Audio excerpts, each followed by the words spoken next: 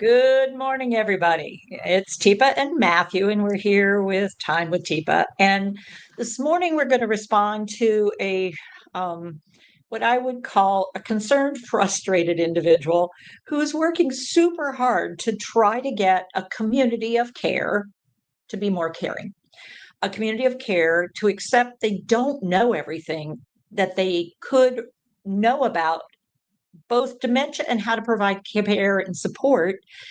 And she or he is in a situation where a family member is within that care community, and so they have a real vested interest in having their family member and others in the community receive true care.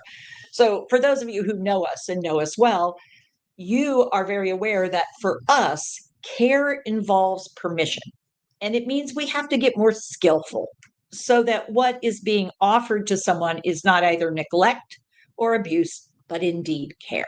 And it means you've got to appreciate both sides of the equation. I've got to appreciate the person that I'm working with. I've got to believe that they have agency, that they have personhood, that they deserve my respect. And in fact, without them, I can't do what I really want to do, which is provide service and care. I can't do it. So this gets tricky because now we're talking not about an individual and another individual, we're talking about an institution, an organization. But here's what still holds true. When you want to speak truth to power, if you push into it, guess what the person on the other side will do? The institution will do. They'll push back. And even if I'm saying this is really good, they'll say, yeah, I agree with you. It's really, really good. Yeah, stay right there. I'll be back. Because if they don't invest in it, and that's the tricky part, you've got to get an agreement to invest. And it's an investment of time, of attention, of people, of resources. So I've got to do a little more prep. Now, here's the honest thing. I'm going to be super honest. Guess who has been working at this for 45 friggin' years? That'd be you, Teepa. Yeah. But guess what? We are changing the culture of care. We have made a difference. We are creating another road. We are really believers that people living with brain change are essentially still human beings with absolute dignity, and they deserve that. And it means we have to learn a lot of new things. We have to look at environments, we have to look at how time is being spent. We've really got to recognize, wow, the person is more than just a brain. They're more than just a body. They're more than just a single individual. They're part of a community. We've got to figure this out. And so it's time for the pipes. Now, if you've got the caregiver guide, oh, wait, we X through that. Remember, even us, we are continuing to change. We now have got a new edition, and it's the Dementia Care Partner Guide. And instead of being, it includes Alzheimer's, which I think was, it used to say, oh, yeah, here's the old one. I mean, it wasn't a bad model. It has still lots of good stuff. Dementia Caregiver Guide, Teepa Snow's positive approach to care techniques for caregiving, Alzheimer's, and other forms of dementia. Now, trust me, I was not the one that said we need to put Alzheimer's on the cover. That was power. So I had to figure out how to speak truth to power back then. And they wanted me just to say Alzheimer's Caregiver Guide because you get more clicks on Alzheimer's back then than you got it on dementia. So I said, okay, we're not going to just call it the Alzheimer's Guide, but I will admit, yes, Alzheimer's is a form of dementia. So if you had Alzheimer's and other forms of dementia, I would agree to that. And they said, well, people know your name. And I said, all right, so you can put Teepa Snow's positive approach to care techniques for caregiving. Da, da, da, da. So that's how we got there. I also, way back then, and this was back, oh, good heavens, let's see. This was a while back. Lots changed over the few years here. Let me see of the year. 2012. 2012. So 2025, 13 years ago. 13 years ago, this is where we were. And we talked about the gems. But when we talked about the gems, I was still talking about people living with dementia being in different gem states. Voila. We all live in different gem states, including institutions, organizations. So, one of the things we want to keep in mind as we're doing the work we're doing to change a culture is to appreciate the institution.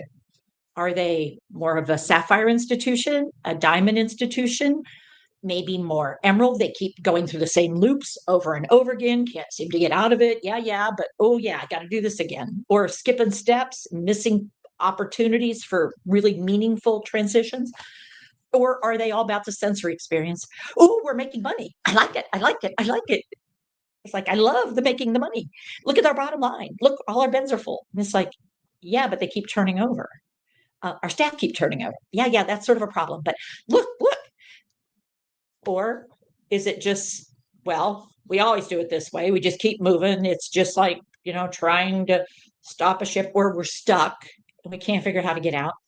Or I'm totally unaware. I'm just locked in and shut down. And so institutions like human beings.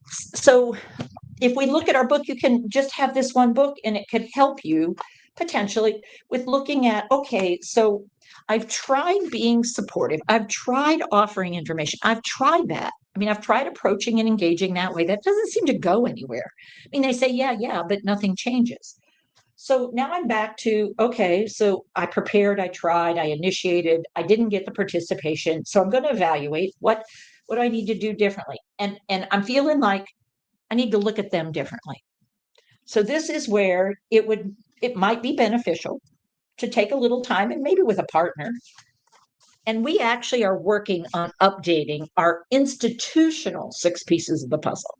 We have it for individuals because we know it matters. There's the person and everyone around them, the stakeholders. There's brain changes and health changes in the environment and time. And we have all our details there. We also have details for institutions and organizations.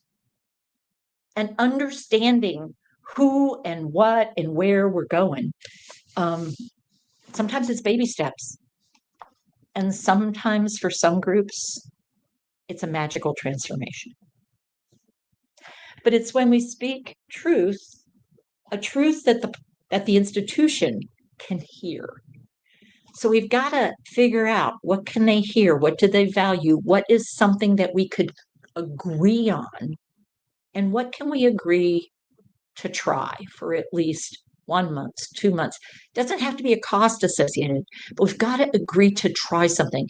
It takes a little bit of time, maybe 5 minutes a day, that we agree that we're going to do this. Can we have an agreement? And it may be that you need someone out of town to give a call. So maybe rather than trying to seek an agreement with them, you call us and say, I could use some help. If I could get a session set up for like 10 minutes with somebody at the agency facility, would one member of your team be willing to participate in that? Yeah, because we'll participate with curiosity. We're really curious. Let's see what happens if we try something. It's just an offer and an opportunity. So, Matthew, what do you want to pull out of all that, where I was on my little soapbox there for a while? Yeah, so really noticing that idea of being able to approach and doing so, because I know the person who brought this question was really concerned about just being respectful. They understand that people are trying to do the best they can, and they want to help, they want to support, they want to bring something to the table that they think they can bring. And so there's just so many different ways that we can start to introduce these pieces, and those being some key pieces that we can share, as well as there's something really exciting that's happening there, I believe, right now. Teepa, what's happening today? We're running our PAL course, because we too have learned that unless you get leaders involved, even really well-skilled individuals can run out of juice. You run out of support. It just feels like you're pushing up a hill with a huge rock, and every time you take a breath, it rolls back on you. So we recently, within the last year, have started a PAC leadership course. And this course is getting leaders in for 2 days, either online or in person, and helping them appreciate why they would want to participate in a PAC model, what it does for them, how it changes the bottom line, how it changes staff satisfaction, how it modifies family engagement, how it changes resident outcomes, what's happening for folks. And so we share with them the evidence from some of the communities we've successfully worked with and what's happening for those communities so they can start to see themselves in a different light with new possibilities. And I'll admit, right now, it's not for everybody. But the only way to get it to be something worth considering is to help people see the value of what they bring to the table and what we bring to the table. We know they're working hard. Mm-hmm. The question is, could they work better? And if you're curious about what communities we're already working with, communities who have partnered with PAC, who are bringing in certified individuals who are doing this, I dropped the link in the chat for where you can go look at our designated organizations. All of these organizations are working really hard to bring these tools in and these resources and working with Positive Approach to Care to truly make a difference for all of those that they serve. Yeah, and it's a tiered program and it's skill-based. And so you don't just get, yep, oh, look, there they are. It's like, this is level 1. Here's level 2. Here's level. So it's based on awareness and knowledge and then skill. And finally, the ultimate competence. And so we are working with a few communities, and they are very few, and we've worked with them for quite some time so that they too can help spread the news, the good news. We're working with a group in Australia, working with a group up in the Michigan area. We're working potentially with a group in Hawaii, maybe one in Maryland. So we are trying, and some home agencies that are thinking maybe this is a route to go to provide premier service. Maybe this is a direction that we should consider because so many of our clientele have brain changes, are neurodiverse, are different. They don't quite fit in the box of this or that. So if you're curious, you want to learn more, you want some support, let us know. Most of all, consider if what I want isn't happening, maybe it's time to switch. Or maybe it's time to just sustain the effort and see who you can get over on your side of the woods there to go investigate what could make a difference. So till next time, take care of yourselves, take care with your care.